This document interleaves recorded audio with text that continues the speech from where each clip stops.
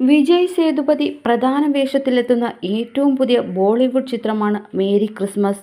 കത്രീന കൈഫാണ് നായികയായി എത്തുന്നത്. ജനുവരി 12-നാണ് ചിത്രം റിലീസ് ചെയ്യുന്നത്. ഇപ്പോൾ ഒരു ബോളിവുഡ് മാധ്യമത്തിന് നൽകിയ അഭിമുഖത്തിൽ വിജയ് സേതുപതിയെക്കുറിച്ച് കത്രീന കൈഫ് പറഞ്ഞ വാക്കുകളാണ് ആരാധകർക്കിടയിൽ ശ്രദ്ധ നേടുന്നത്.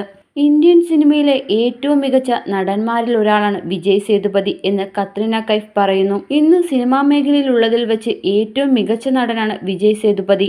അദ്ദേഹത്തെ പോലെ ഒരു നടനൊപ്പം സിനിമ ചെയ്യുമ്പോൾ വളരെ ആവേശത്തിലായിരുന്നു ഞാൻ. ഷൂട്ടിന് മുൻപുള്ള റിഹേഴ്സൽ സമയത്ത് ഞങ്ങൾ തമ്മിൽ ഒരുപാട് സംസാരിച്ചു.